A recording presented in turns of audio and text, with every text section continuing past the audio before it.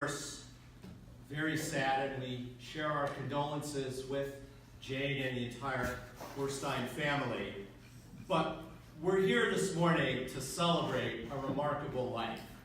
And I just wanted to share a few memories of Alan and a few photos of Alan and Jane as they interacted with our society.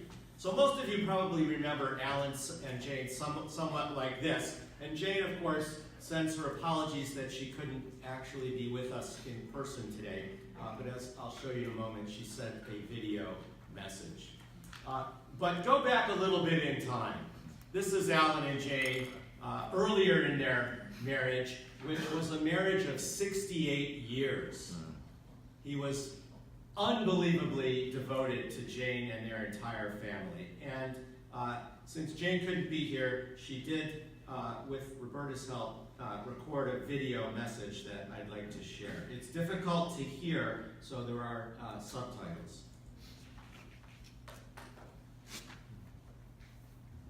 I just wanted to say thank you so much We don't have for any sound honoring at all. Alan today. That's a System problem for Dynamics later. meant so much to him. He told everybody he knew all about System Dynamics and was believed that the most important was to teach teachers so that they could help young people to think in a systems way. Thank you so much. Okay, so I hope you could read her comments. So Alan had a very interesting life and career. During the Second World War, he was a radio operator for the military. And after that, on the GI Bill, he went to Cornell University where he got a degree in engineering. After that, he went to the Harvard Business School. He was in the Harvard Business School MBA class of 1950.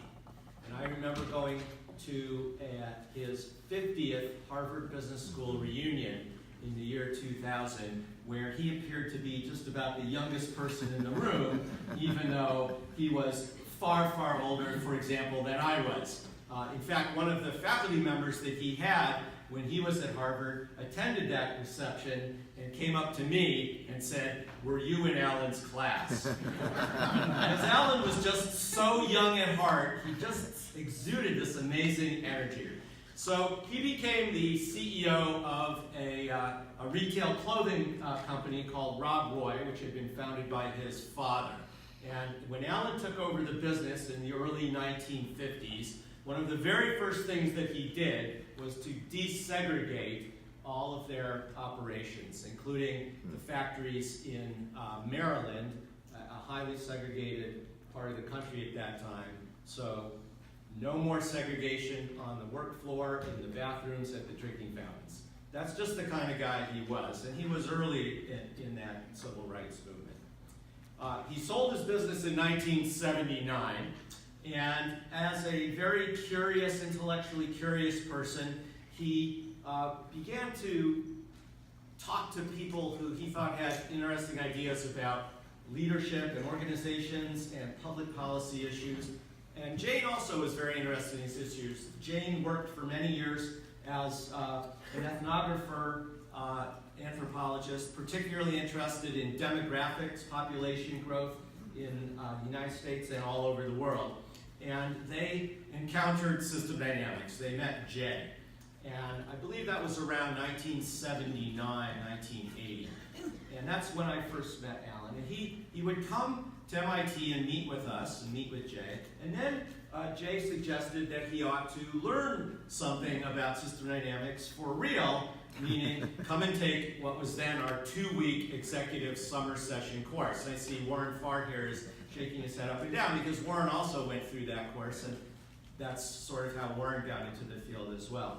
So Alan came and participated as an executive in that course, along with all the other folks. I'm sure he was the oldest person in the course at that time. And having just sold his business, he was often getting phone calls related to the transition, and so he would often have to leave the workshop. And one of the faculty at that time was Jim Hines. Jim was a doctoral student at MIT at that time. Many of you know Jim. He's a wonderful teacher and has an exceptionally dry wit.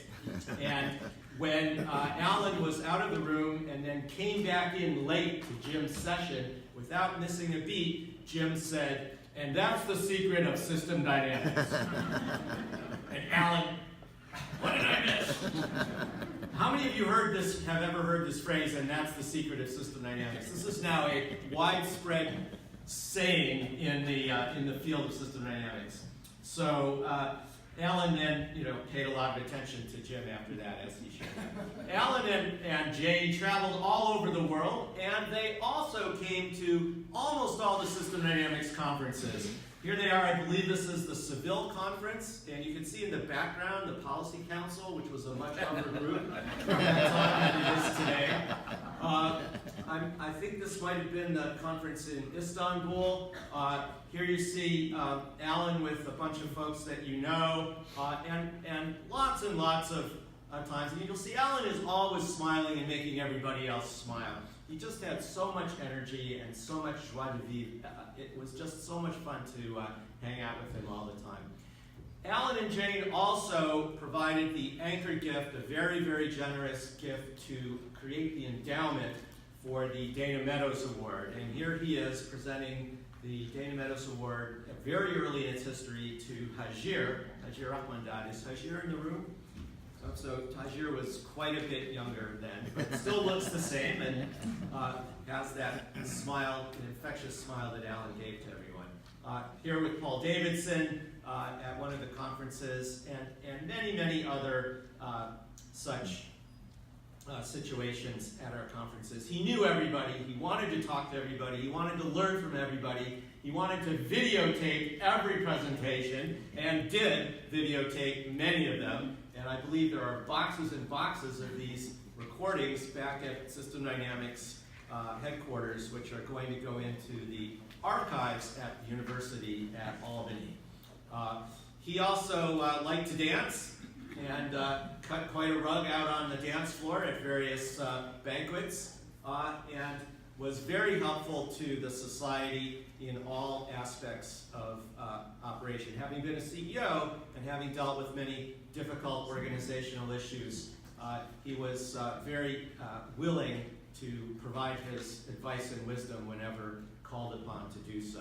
He and Jay got along famously despite having completely different backgrounds. Jay, the Western rancher from Nebraska, Alan, the New York City Jewish entrepreneur, but they just got along famously everywhere they went. I think this picture was taken at the conference last year. And Alan, at age 92, was still very, very active. And here he is with Deborah Anderson cutting a rug at another banquet.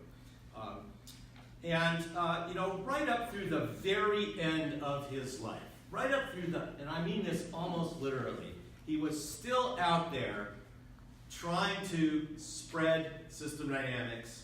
And I went back through my email files, and I believe the last voicemail that I ever got from Alan was in January of this year, less than 1 month before he so unfortunately passed away. And I'd just like to share a little bit of it with you. John, it's Alan Boorstein. I'm trying to write something about system dynamics to get published in the Times. And I need somebody in New York who can help me write such a thing and who can type. Okay? To try to get some more people understanding what it is and maybe teach it somewhere at Columbia, NYU, or one of the other major colleges in New York, of which we have no shortage. That's just the way he was. He never stopped. It was just unbelievable. So back in 2007 at the 50th anniversary conference celebrating the first half century of the field of system dynamics, I gave a talk at the banquet after the dinner. How many of you were there? So some, but actually relatively few.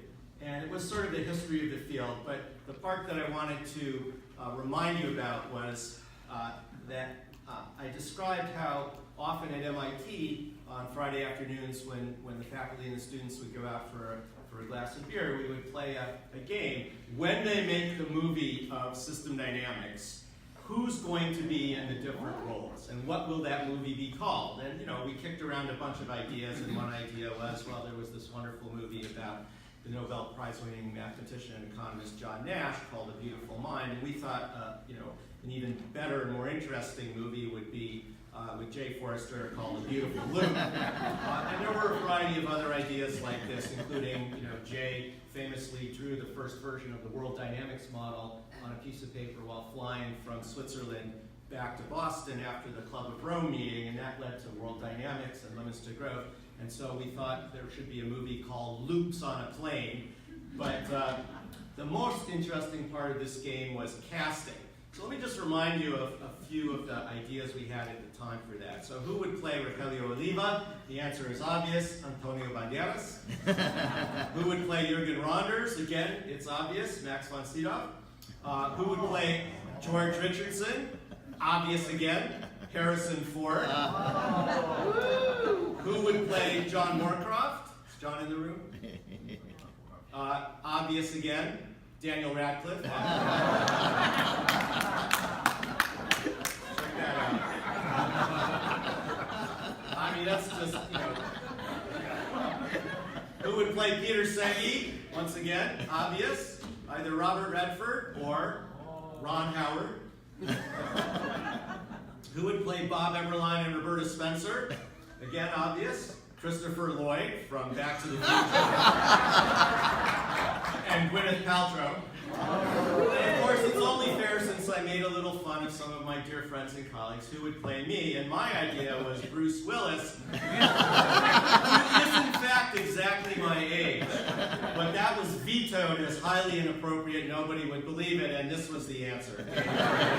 So, who would play Jay?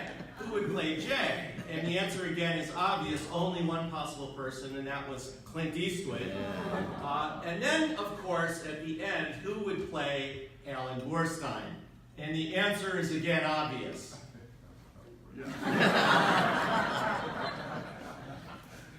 And Alan, he lived by Yoda's philosophy, but with a lot more energy and joy than Yoda ever evinced. So, Alan was always out there. So Yoda famously said, of course, do or not do, there is no try. And Alan always did. Alan was always out there, as Yoda might say, loops you must close. And he would go out there and do that. And I think this, at the end, is the secret of system dynamics. To have that passion, that unending commitment, to work continuously, all the way to the very end of a long and wonderful life. To struggle, to work, and to take joy out of every moment. So Alan and Jane, Alan, thank you so much for enriching our field. Thank you, everybody.